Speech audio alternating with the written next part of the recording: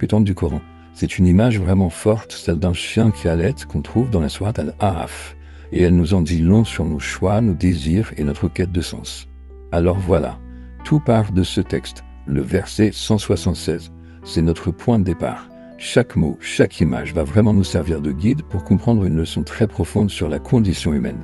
Forcément, la question qui nous vient tout de suite à l'esprit, c'est « mais pourquoi cette image ?» Un chien qui allait tout le temps, qu'on l'attaque ou qu'on le laisse tranquille, c'est une image qui interpelle, qui est même un peu troublante, et c'est justement ça qu'on va essayer de comprendre ensemble. Alors, pour y voir plus clair, on va suivre un petit parcours en 5 étapes. On va d'abord regarder le contexte de la parabole, puis on va analyser le choix crucial qui est fait.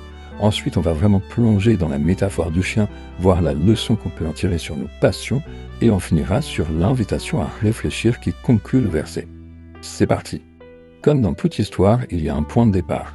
Et ici, on commence avec une situation qui est, au début, pleine de promesses. Le verset s'ouvre sur quelque chose d'assez magnifique en fait. Il nous parle d'une personne qui a reçu des enseignements, des signes. Et ces signes avaient tout le potentiel pour l'élever, pour la faire grandir. Donc, dès le départ, une superbe opportunité de développement spirituel lui est offerte. Et ça, c'est vraiment un point clé. On ne parle pas de quelqu'un qui est laissé à l'abandon, loin de là.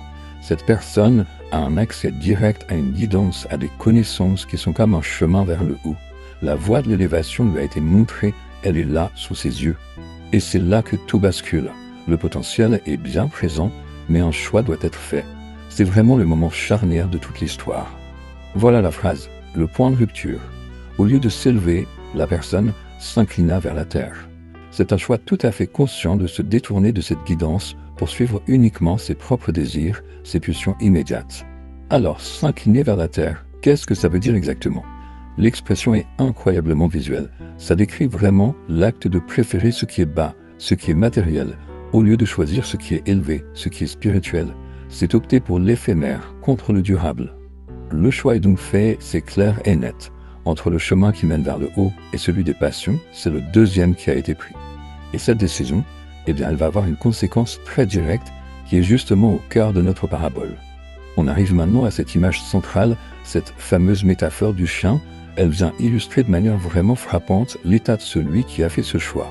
En fait, la conséquence de s'être tourné vers la terre, c'est un état de manque permanent, comme une soif spirituelle qui ne peut jamais, jamais être apaisée. C'est cet état que la métaphore va nous décrire avec une précision redoutable. L'image est d'une finesse psychologique assez remarquable quand on y pense. Le halètement du chien, il ne dépend pas d'un danger extérieur. Qu'il soit stressé ou complètement tranquille, son état intérieur reste le même. Il est agité, il a soif. Ce qui est fascinant, c'est que le résultat est identique dans les deux cas. On l'attaque, il halète. On le laisse tranquille, il halète aussi. L'agitation ne vient donc plus des circonstances extérieures, elle est devenue une partie de sa nature. Donc le point essentiel, c'est ça. L'agitation est interne. La course après les passions, qu'elle se fasse dans la difficulté ou dans le calme, ne mène jamais, au final, à la paix. C'est un état de tourment constant, une insatisfaction fondamentale qui vient directement du choix qui a été fait au départ. Mais attention, cette histoire, même si elle se concentre sur une personne, ce n'est pas juste une anecdote. Le verset lui-même va élargir la perspective pour nous dire à qui cette leçon s'adresse. Là-dessus, le texte est limpide. Cette parabole, c'est l'exemple de ceux qui rejettent les signes divins, qui disent que ce sont des mensonges. La condition de ce chien qui halète, c'est la métaphore de leur propre état spirituel. Du coup, qu'est-ce qu'on peut retenir de tout ça ? Plusieurs choses en fait. D'abord, que les passions matérielles, par nature, ne sont jamais vraiment satisfaites. Elles nous entraînent dans un cycle de désir infini. Ensuite, que ce cycle crée une agitation intérieure qui ne s'arrête pas. Et enfin, que rejeter la guidance divine mène forcément à cet état de profonde insatisfaction. Mais le verset ne nous laisse pas sur ce constat un peu sombre. Il se termine par une instruction, presque une main tendue. C'est une demande directe. Raconte cette histoire. Le but, ce n'est pas de juger, mais plutôt d'offrir quelque chose sur lequel réfléchir. La petite phrase, peut-être réfléchiront-ils, est pleine d'espoir. Le but ultime de ce récit, c'est la prise de conscience.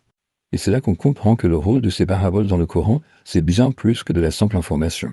Elles sont pensées comme des miroirs, comme des outils pour nous aider à méditer, pour nous pousser à regarder nos propres choix, nos propres penchants. Et tout ça, au final, nous amène à une question que cette histoire nous pousse à nous poser. Face aux signes qui se présentent dans nos vies, quelle est notre propre inclination? Est-ce qu'on choisit de s'élever ou est-ce qu'on se laisse attirer par ce qui nous tire vers la terre? C'est peut-être en ça que cette parabole est toujours